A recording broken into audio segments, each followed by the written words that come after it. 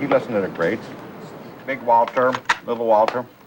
Little Walter, of course, you know, he died. He got knifed in the gut. Yeah, I remember that. Big Walter died of natural causes. He was underappreciated. We put him in a movie. That was nice. Your friend Pat Hayes, a great harp player. I know that. And, you know, the Texas movement. Mickey Raphael played for Willie Nelson. Mm-hmm. Delbert McClinton, of course, a great R&B musician, great harp player. And Kim Wilson, Thunderbirds. Now he's with Roomful of Blues. There's a call for Elwood Blues on the payphone. Well, I wonder what that could be about. Thanks, Tina. I'll take another draft.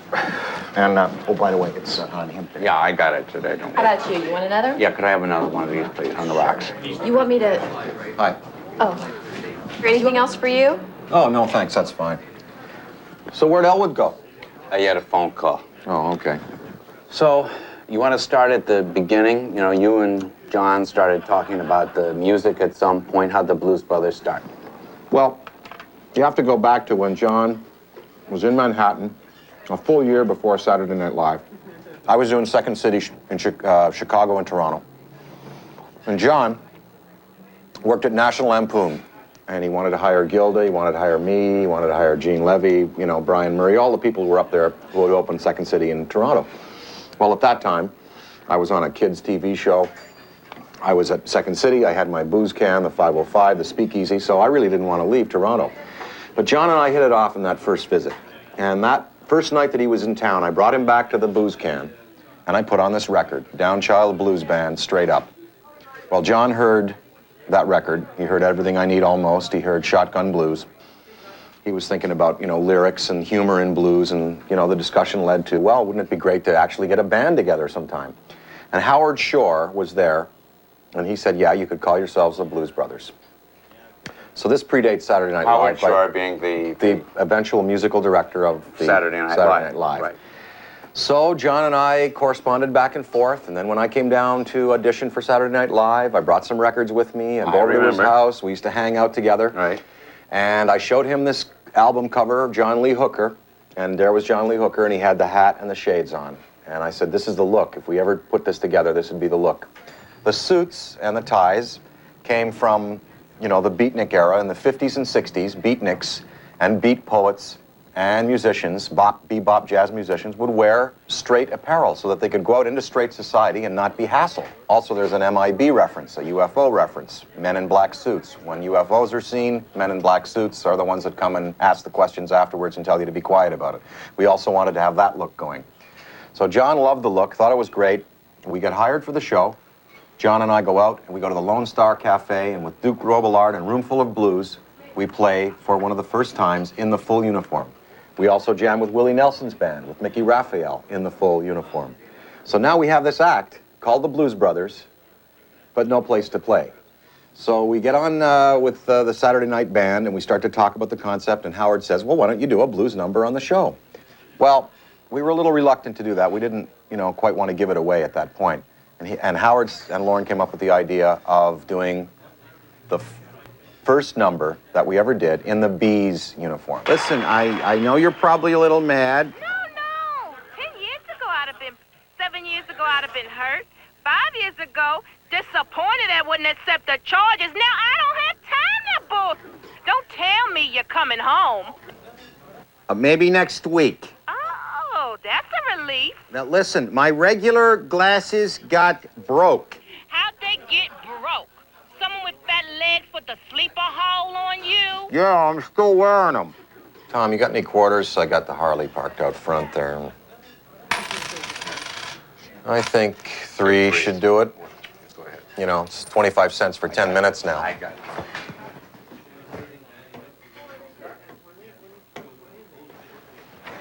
Chicks can be pretty heartless sometimes. Of course, not that I'm perfect. No. So you, this it's gonna be on TV? Well, it's just a little advance on the European rights. So, where did the Blues Brothers come from? Tell us about the beginning, you know, how to start out. Well, you want to start from the beginning, you know, you'd have to go back to the Crusades and, you know, the whole origin of the Catholic Church and Catholic schools. Okay. Here's another round. You guys got everything you need? It was one of the first songs that John heard to really get him inspired and get him to thinking about blues. John was into heavy metal, you know. Yeah. And he really didn't know too much about blues, and it surprised me because Wheaton is a suburb of Chicago, and of course, you know, you'd think that he would have gone into Chicago and listening to all these blues bands, but that wasn't his focus at all. He was into crunch metal, heavy metal, and you know, he was always into that. You know, he liked punk and, you know, crunch guitar and all that. But that Everything I Need Almost and Shotgun Blues were two songs that were on that Straight Up album, and that really encouraged him to get this band going. And we covered those songs on the first album, Briefcase Full of Blues, and, you know, went on to sell 3.5 million copies, and, you know, the rest is Blues Brothers history.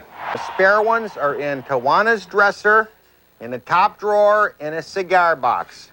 Can you please send them to me, Selena? Okay, what's the address? Happy Scott Motel, room number 11. You know, I don't think he's been to a dentist or a doctor since the physical for the movie. Well, he looks as good as he's ever looked, really. Did you get him to talk at all about the band? No, he never finished explaining how the band got started, really, with him and Jake. Huh. Well, I can help a little there. Once the King Bee number had been done, you know, we kind of reassessed things and thought, hey, we're never going to do that again.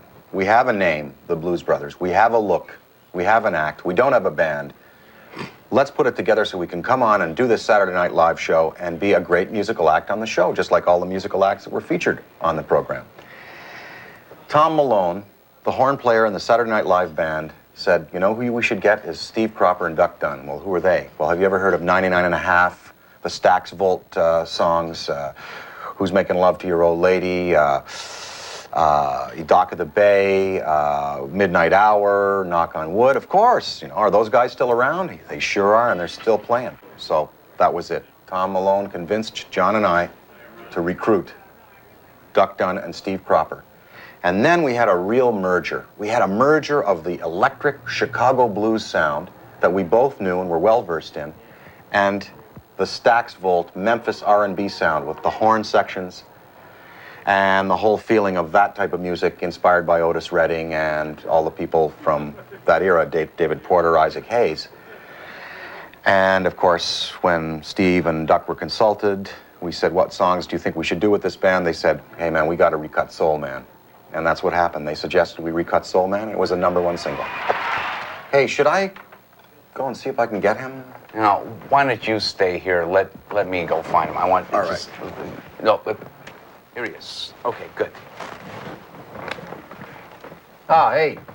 Dan, how you doing? Well, hey, Yeah, you look like you lost a little weight, huh? good to see you. You look sane. Now, you guys did 3 albums with Jake. How did you go about getting that first one down? Well, you know, really, like, you know, he's not here anymore to talk about that, so I really don't feel comfortable talking about it, so, yeah, whatever. And what is it with him? It's, you know, that nervous ex-con thing. He just really can't sit still, you know, it's... Well, I guess he's been doing pretty well, considering. Yeah. Well, why don't you tell us on that album, how'd you get that first one down? How'd you choose the songs? How'd you do it? What we aimed to do in there was to get away from the traditional shuffle, chunka, 12-bar shuffle-type blues. We started to look for songs that had a different syncopation. That's why I picked up on Messin' with the Kid, the Junior Wells tune, which was a sensational blues tune that didn't have that traditional shuffle to it. We decided to cut Everything I Need Almost. We decided to cut a little song called Groove Me, but we did it as a reggae tune. That's basically what we were. We were fair musicians. John was a fair vocalist, although he did get better. I was a fair harmonica player, although I did get better. But what we did was... Great performers, Alan. We were great performers and great frontmen. When did you write the movie? The movie came in the frenzy of that first recording spurt there. When we finished the first album, we realized, you know, that this was going to be a big hit. We went double platinum with it. John said, you know, called and said, you got to come to Hollywood. It's great, it's great, it's great. They want us to do a Blues Mothers movie. I said, fine, I'll start thinking about it. And I started to write it at the same time of writing Saturday Night Live, and I wrote it at Hudson and Dominic at the bar. I rode it on my bike. I used to carry it around in my saddlebag. I remember one time I lost it, remember, and I went crazy. And Yes, you were upset. I was quite upset, and I hurt myself, and, you know, I was like crawling down the hall like a salamander. Where was because that script? It was in my, you know, my bike somewhere in a drawer, I don't know. So it took me all of that time between Animal House and when we did the movie to write it. And of course, the first draft I turned in, I put it in phone book covers because it was 300 pages long. What I'd gone ahead and done was I'd written the movie and the sequel. I call it The Return of the Blues Brothers. And in there it was like the Bible of the Blues Brothers, with all the characters, with all the band back history and all the backstory on the band members and where they all came from. And, you know, basically it was just too long. And Landis took it and said, hey, man, you know, we don't make 300-page movies. We make 120-page movies. I sat down with Landis, and we were able to come up with a script that eventually became the movie that, you know, everybody tells me is a classic today. Man, I love that song. Yeah, that's a great song. That's a burner. Where did Elwood go? I don't know. Look, would you let me out for a minute? I'll be right back. Sure. You want another? No, I'm still working on that one. Maybe get me a bottled water or something. Boy, it's the 90s, isn't it? Yeah, that's the 90s, all right. You know, there's no mystery. The second album was the soundtrack album for the movie. So it was a very professionally done album. The first album, Briefcase Full of Blues, of course, was a live album.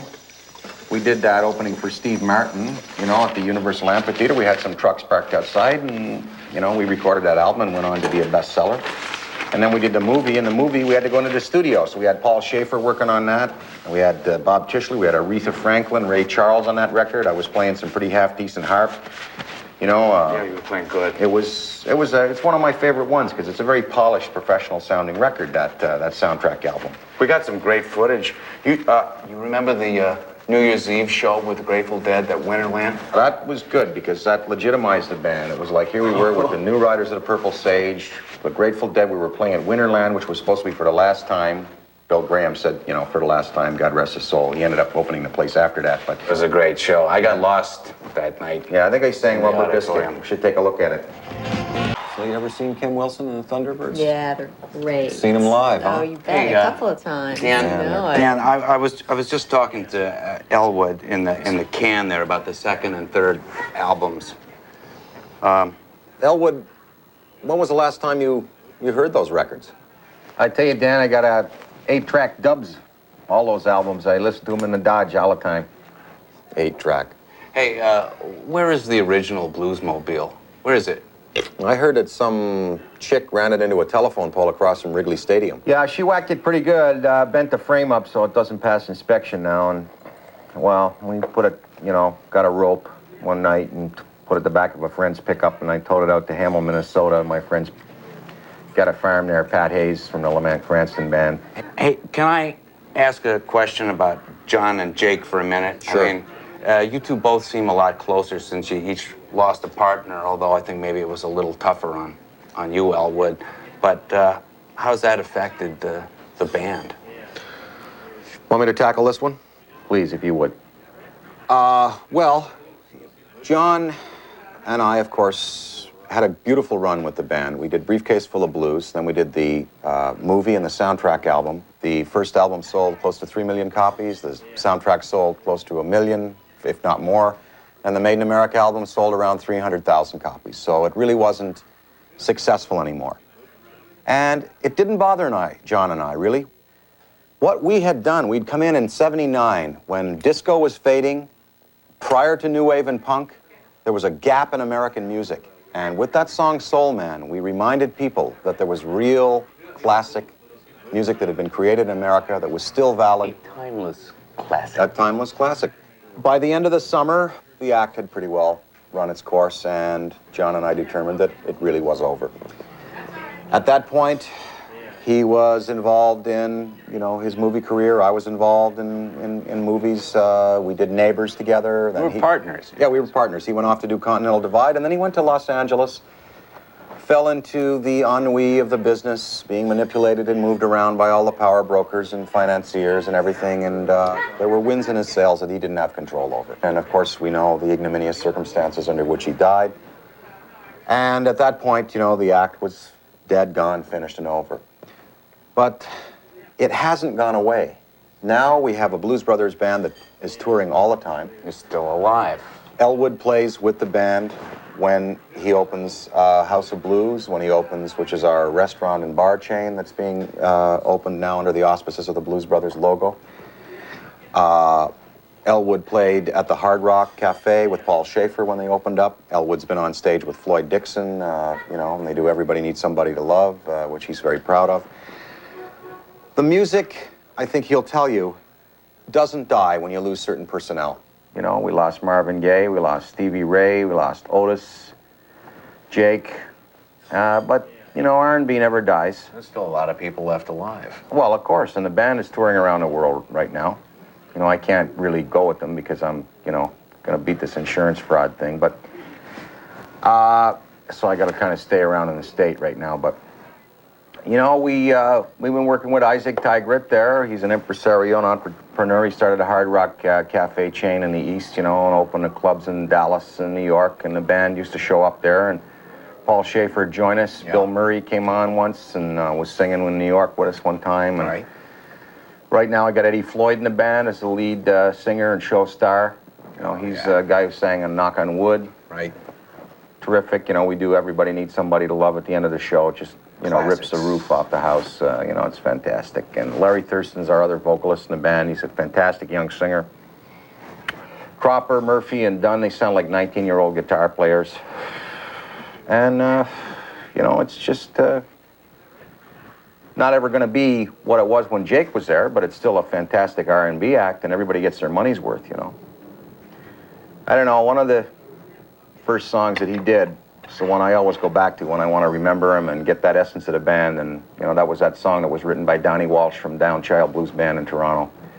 What song's that? That song that we cut called Shotgun Blues. And whenever I want to think about Jake, you know, I just put on that song, and it gets me right back into the original spirit of what the band was all about. The music will never die.